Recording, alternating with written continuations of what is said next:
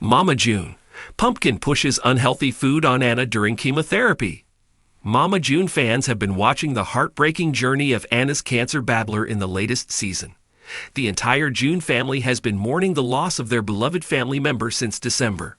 Fans of the series have been emotional after seeing Anna's last glimpse on the TV screens for the last time.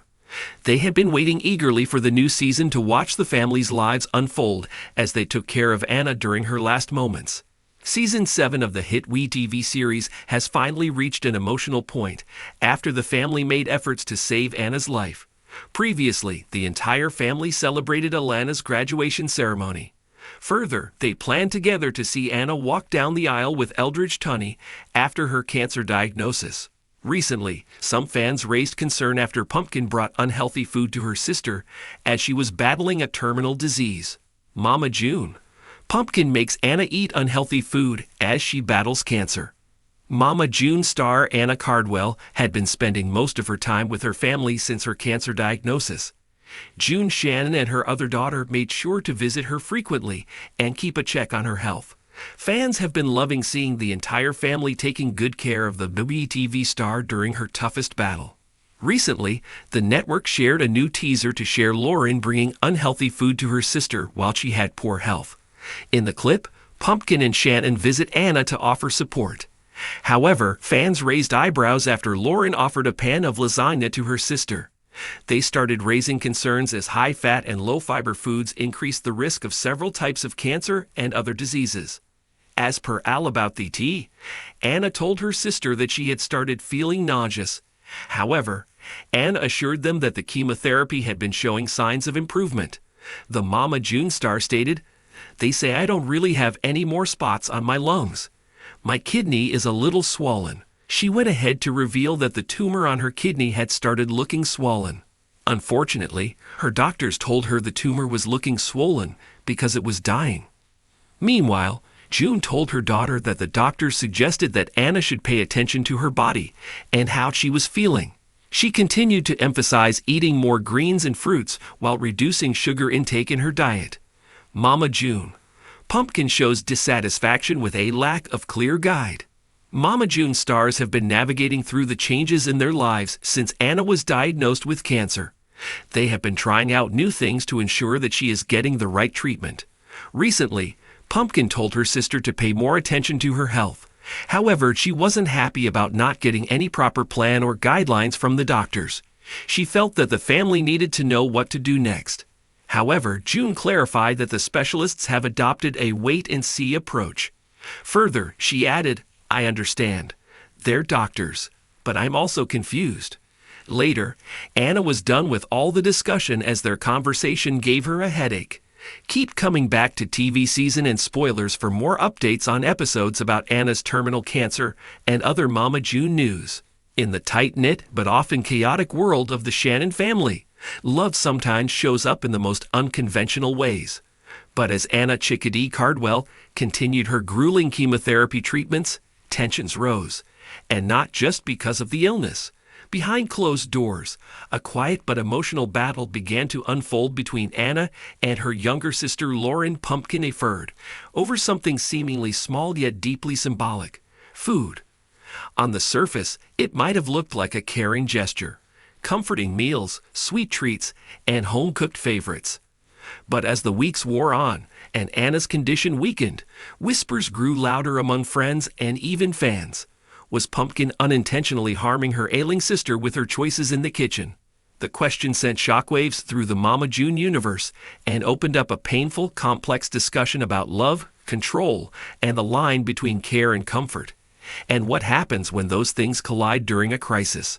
The food fight no one saw coming. Chemotherapy had taken a toll on Anna's body. Her appetite fluctuated. Some days she could barely keep down water.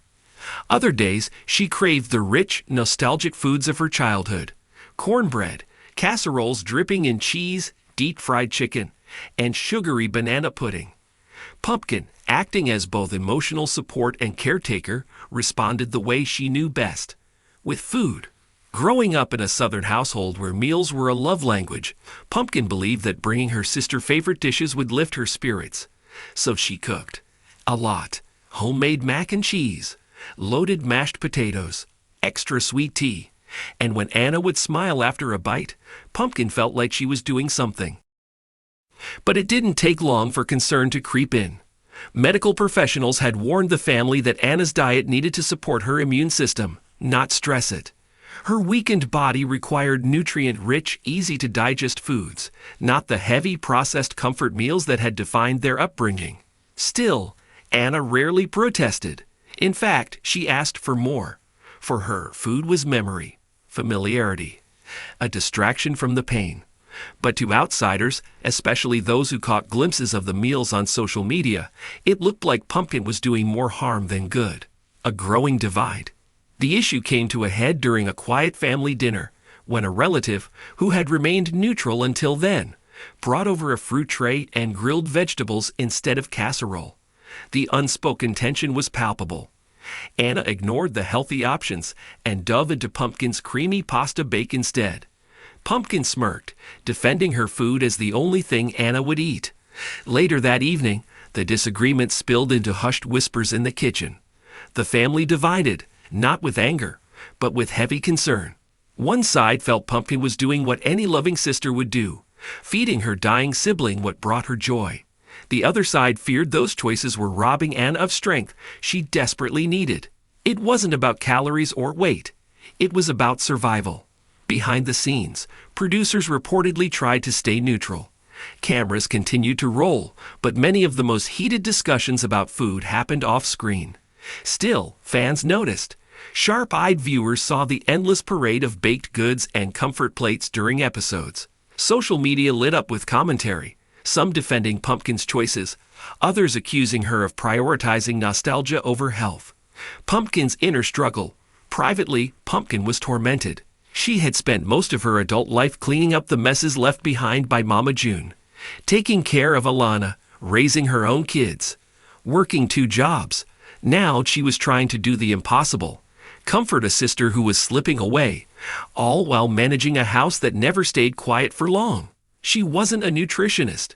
She wasn't a nurse. She was just a young woman trying to hold her family together. So when Anna asked for peach cobbler, Pumpkin baked it. When Anna craved greasy takeout, she picked it up without hesitation. But at night, the guilt set in. She lay awake wondering if she was giving Anna comfort or contributing to her decline. She scrolled through articles on cancer diets, highlighting phrases like anti-inflammatory foods and sugar and cancer growth. She'd make a mental list of what to do differently. Smoothies, lean proteins, antioxidant-rich soups. But the next day, Anna would ask for something fried, and Pumpkin would cave. Because how do you say no to someone you love when time is running out?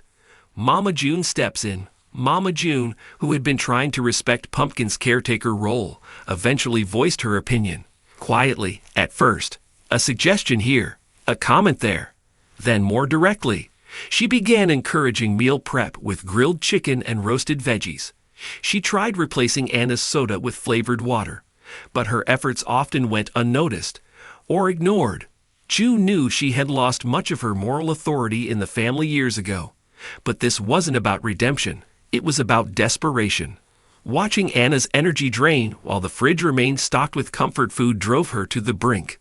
One day, she cleared the pantry of junk food in a quiet act of defiance.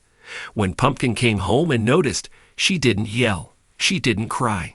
She simply sat down at the table and stared into space. She was exhausted, too tired to fight over chips and candy, too scared to do the right thing and be the reason Anna didn't eat at all.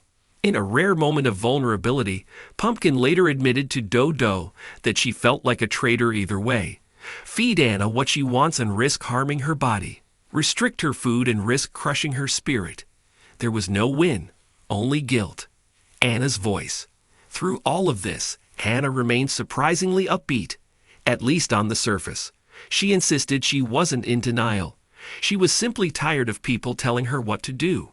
Cancer had taken so much from her already, her independence, her energy, her peace of mind.